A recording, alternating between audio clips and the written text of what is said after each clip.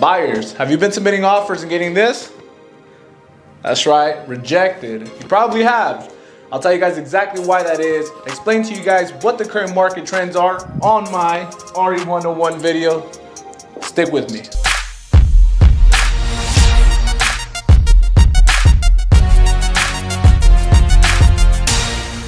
Thank you guys so much. Welcome back again to another RE101 video. For those of you that don't know, my series is basically to educate you guys. So today's topic is actually going to be current market trends. I want to explain to you guys, especially for the ones that are out there currently buying, submitting offers, trying to buy their first home, their second home, whatever the case may be. A lot of you are probably getting that offer rejected. I want to show you guys why. And it actually has a lot to do with numbers. You guys all know that our economy is based on numbers. Obviously, mortgage rates are based on numbers. Everything is based on numbers, right? Something is off with those numbers. So I want to explain exactly why that's happening. So we got to ask ourselves a couple of questions. Obviously, what is it that attracted you towards buying your first property? Probably the rates, right? So I want to get into that. I want to show you guys the comparison between the rates of 2020, I'm talking about June here, okay?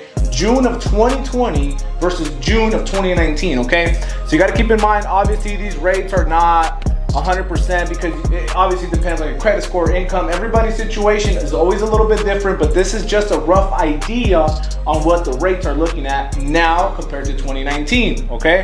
So if you guys kind of zoom in, we're gonna go to the rates now. All right, guys, so check this out. If you look at the screen, as of June 25th, 2020, Freddie Mac 30-year fixed loan, approximately, again, keep in mind, everybody's a little bit different, but approximately 3.13%, depending on credit, right? So if you look at the top, guys, as of June 25th, 2020, today, you get an average 30-year fixed loan for about 3.13%. Again, just depending on credit and a couple other factors. Now, what I want you guys to pay attention to, we just locked in a client today. I'm sorry, not today. We locked in a client about 2 days ago at 2.75%. She got an amazing rate, guys. I have not seen that in a very long time. So obviously that's what's attracting you guys as buyers to try to purchase your first property, right? Whether it's your first or second. So now I'm gonna go ahead and compare. Remember, June 25th, 2020. Now we're gonna go ahead and go over all the way to exactly 1 year ago. On this side, June 25th, 2019, interest rates were at 3.79%. Those changed. I mean, we're talking about a 4.06% the day after. So June 26th, we're looking at something approximately, and this is actually very correct. At that point in time, we were locking rates in a little bit higher, probably at 4.25%, just so that you guys can have somewhat of a mind to what exactly, you know, we're dealing with now. Obviously, it's attractive to buy a property right now. So why are the rates so low? Well, guys, you can think a lot of things, but one of the most important things that I personally believe and experts believe is that the coronavirus is the cause, somewhat of the cause. Let me rephrase that. Somewhat of the cause to why we have low rates. The reason why this is basically the case is because we're recuperating what we lost in the beginning of the year. You guys know when that pandemic hit, a lot of people basically lost their jobs. A lot of people were furloughed. A lot of people basically were on unemployment. A lot of businesses shut down. And unfortunately, that did impact the economy severely. So the rates are low for many reasons. How long are they going to be low for? We don't know. You know, it's very difficult. It's like basically saying what the stocks are going to be at tomorrow. We don't know. But I will tell you guys, for the buyers that are out there buying, hang in there. It's tough, but you guys are getting great rates. And remember, that's locked in for 30 years. You got a 30-year fixed rate at a 2.75%. I applaud you. So I still haven't answered your guys' question. Why are your offers being rejected? I say this in every single one of my videos. Well, not in every single one of my videos, but I say this in most of my videos, okay? You guys probably seen me say it before, so I'm just gonna write it down, okay? This is gonna basically answer your guys' question to why those offers are getting rejected. This is it right here. I say it all the time, guys. Supply and demand. Doesn't matter what you do, doesn't matter who you are, supply and demand is always key. So if your offers are getting rejected, that's probably because the house you're looking at might have 6, 7, 8, 9 offers, right? They might be over asking price. So I'm gonna give you guys a scenario, okay? And this is a true scenario, and this person actually has me on Instagram. So her and her husband contacted us not too long ago. They actually just started the process. I'm talking about maybe a couple days ago. The first house that they liked, and I'm sure this is happening to a lot of you, well, at least the ones that are currently buying a property, right? They saw a home for about $250,000. Back then, and I'm talking about a couple, like maybe 2 months ago, a month ago, when you were submitting offers, this is the way it worked. You submitted an offer at full price. Okay, I don't know if you guys can kind of see that. You submit an offer. Okay, Mr. Seller, you're asking for $250,000. We'll go ahead and offer you $250,000, but with the condition that you give us closing costs back in return. I don't want to get too much into detail. If you want to know what closing costs are, you got to go back to some of my previous videos so that you guys can see. The closing costs is what they charge for the entire transaction. Now keep in mind that closing costs are negotiable. It's not something where the seller has to pay for it or the buyer has to pay for it. It just depends on the negotiations. But back then, this is what we were doing. Offering $250,000 as giving them what they're asking with condition that they would give either the full 3% or most of the closing costs. And they worked. A lot of people got their offers accepted, but nowadays it's a little bit different. So for this property, $250,000 property, this is what people are doing. And I promise you guys, if you guys are doing this right now, you'll know exactly what I'm talking about, okay? This property we went to go see was $250,000, a beautiful property, had a pool, was amazing. According to the agent, okay, there was 7 offers on that property. Do you guys really think that people are gonna offer $250,000 if there's already 7 offers? Think about all that competition. No, probably not, right? Guess what? Somebody offered $17,000 over asking price. $267,000, and the buyers were willing to pay their own closing costs. Think about how crazy that competition is. So what does that tell you? Supply and demand. I'm gonna go ahead and erase this, okay? To basically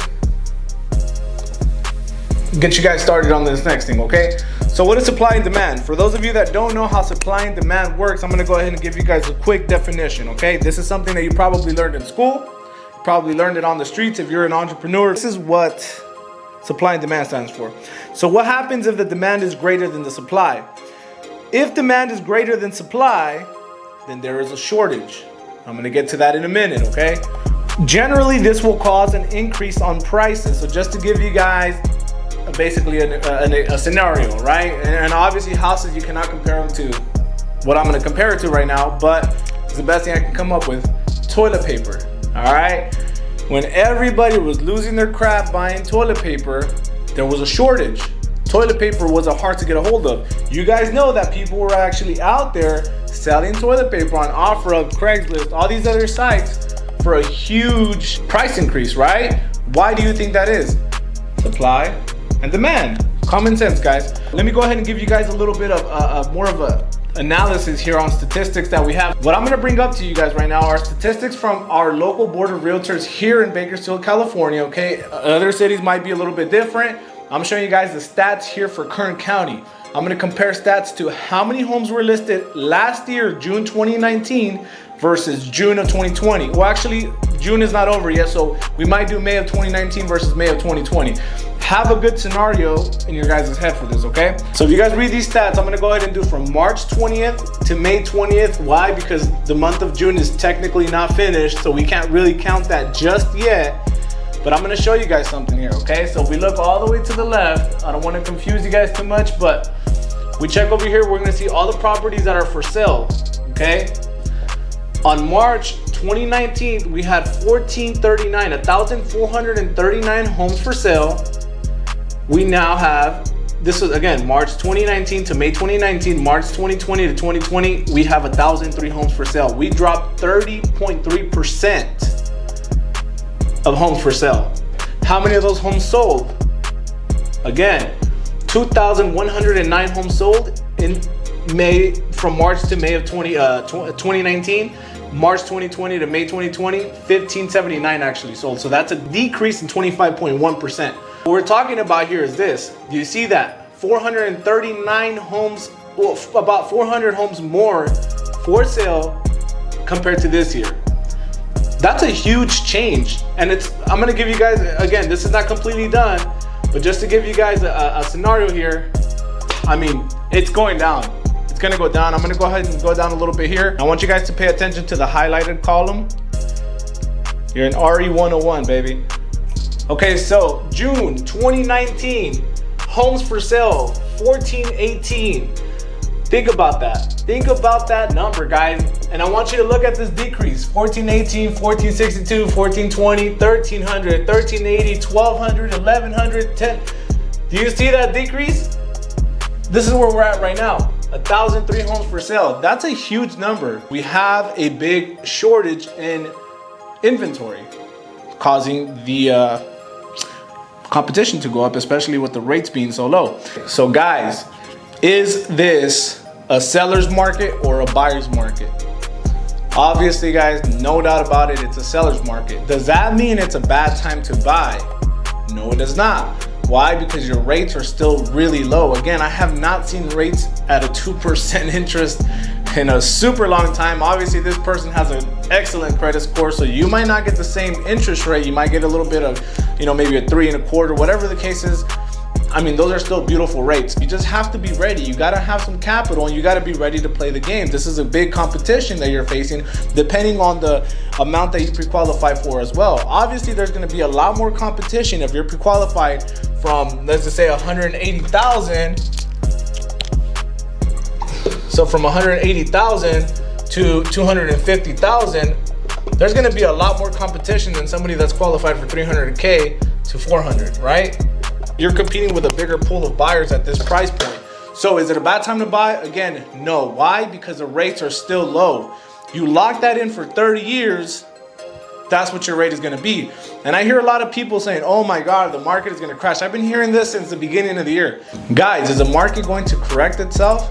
Probably. There's a very, very, very strong possibility that a correction is gonna happen. We are long overdue for one. Does that mean the market is going to crash? No. Look it up. I'm not gonna explain what that is, but that is two different things, okay? Now, if you're buying a property as your primary residence because you're planning on living there for a very long time, should you worry about a correction in the market? Probably not. Leave that headache to people that are investing. Leave that headache to people that are looking to flip properties. For those people that are looking to make that quick turnaround time, yeah, of course you should be worried about the market having a correction. Should you worry about a correction if you're within a price range of 180,000 to 250,000? Probably not. Why? Because probably not a whole lot of correction. Now, if you're buying anywhere from maybe 400,000 and on, you might want to be worried a little bit if, again, you're an investor. Because if you're looking at it as your primary residence, you're buying it to live in it for a very long time. As long as your rate is good, your payment is good, go for it. So remember, guys, I say this all the time, said it in my previous videos, and I'm gonna say it again.